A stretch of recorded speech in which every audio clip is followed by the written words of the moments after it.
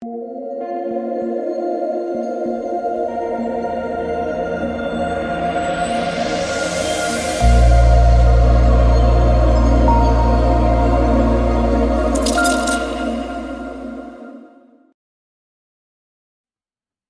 what is going on, guys? It's DK. Back at you with another video here to break down the 4-game USFL main slate on Saturday. Cannot wait for this, guys. Draftkings has huge contest, 100K to first. If you're not familiar with USFL, it is a spring football league that was around back in the day, I think in the 80s.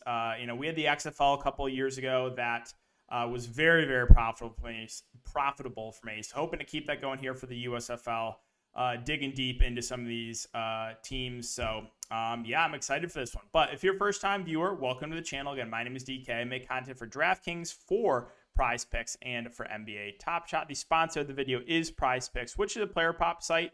I would guess they do have some USFL props. We will see. Maybe I'll reach out to support to see if they're going to add some. But, again, it's a player prop site. There's a lot of different sports. You can mix and match sports. So if you guys want to give it a try, you can sign up and use my code DKDFS for a 100% match up to $100.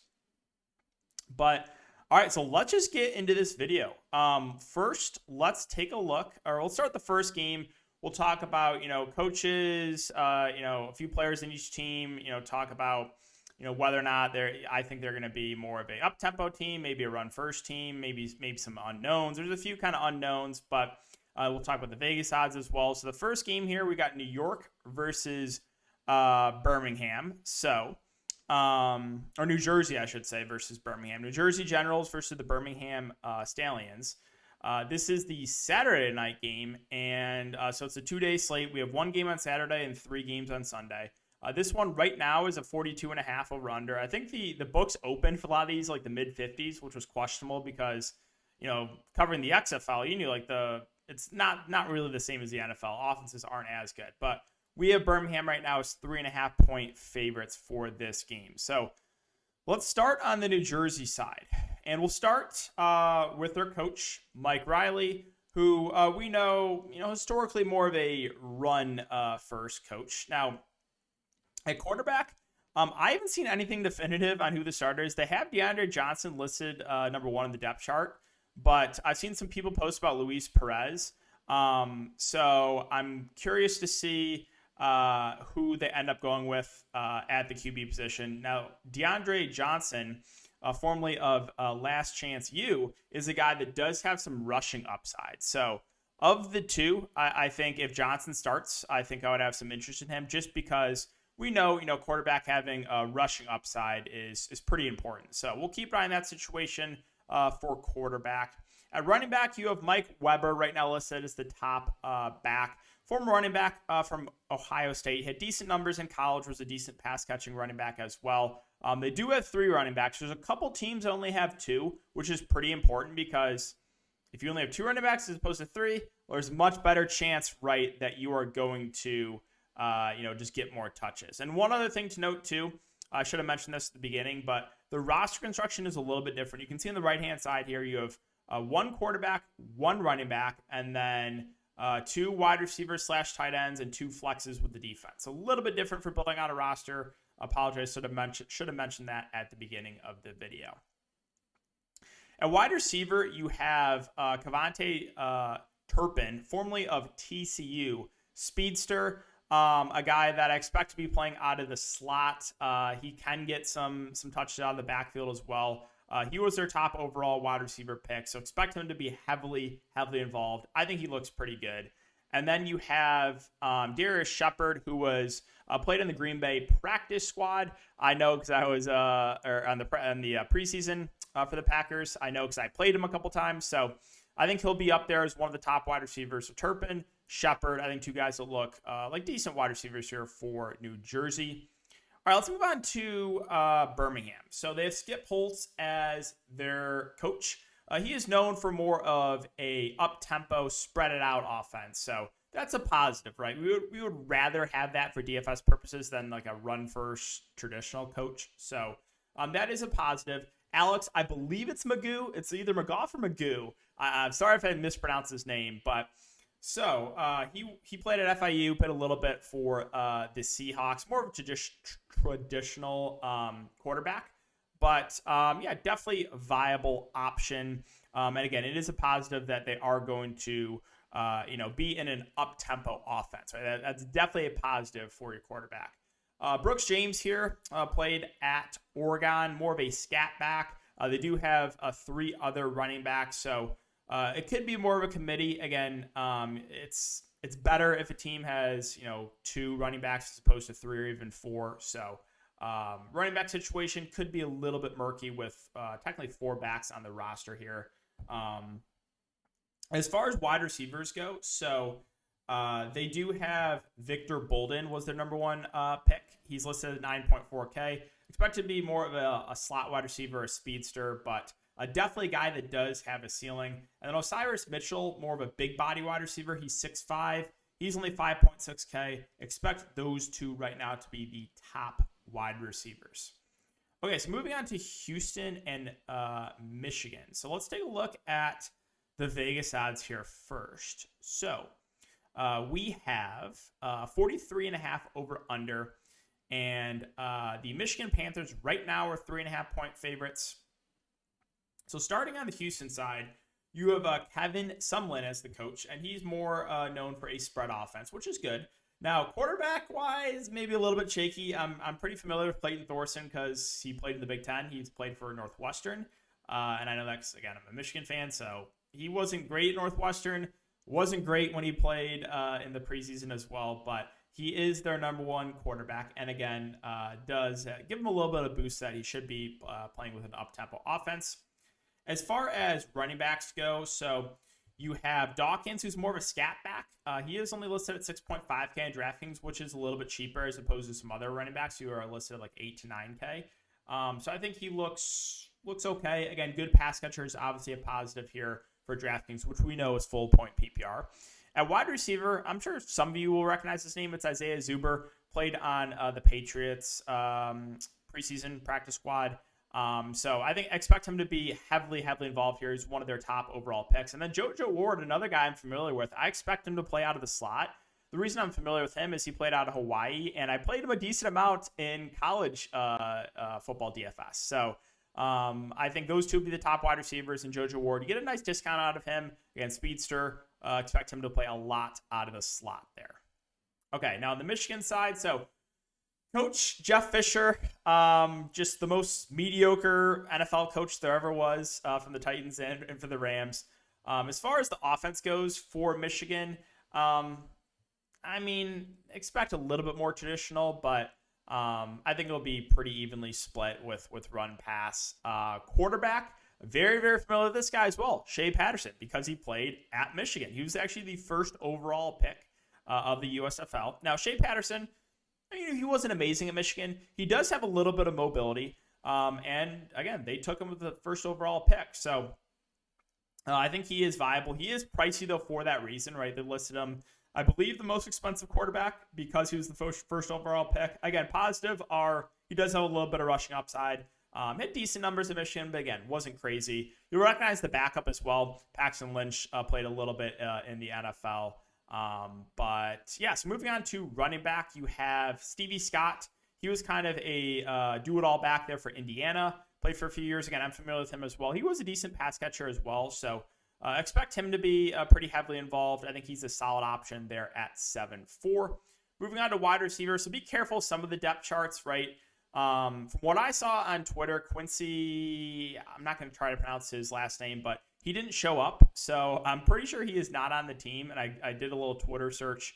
No other news. So right now, I'm assuming he is still not on the team and didn't show up. So don't think we can go there. You do have Lance Lenore, who should be the number 1 wide receiver. He played a little bit on the Cowboys practice squad. Wasn't great, but again, any guy that can really make an NFL practice team is someone we obviously have to consider here. And I'm sure some of you who played XFL recognize this name. That's Jeff Badette. He played in the XFL. He was just kind of average. Like, he didn't put up crazy numbers, but expect him to be one of the top wide receivers here for Michigan. All right, moving on to Philadelphia and New Orleans. Sorry, guys. I'm going to change the page here again. Took some notes for some of these guys. So Philadelphia and New Orleans, we have a 44.5 over-under. So I believe that is the highest total right now, with the New Orleans Breakers being 2.5-point favorites. So starting on the Philadelphia side, you have Bart Andrus, who is the coach. Kind of unknown with his coaching style, so could go either way. Again, don't have a super strong take on how I think he'll run this offense. Brian Scott is the quarterback, Division III, more of a pocket passer. So again, small college, but they did take him, pretty high up in the draft. So don't know a ton about him, but I think he is kind of just playable. I don't think he'll be super popular on this slate. Moving on to running back, you have Darnell Holland, who played at small college as well, didn't put up crazy numbers. So nothing, I don't love his price at 8.1K, but do expect him to be the lead back as it stands right now. Now, wide receiver, I think this is the best wide receiver group we have. Devin Gray, Jordan Sewell, and Brennan Eagles of Texas. So all three, I think, have a ceiling. Jordan Sewell is a deep threat. Brennan Eagles, big body wide receiver out of Texas.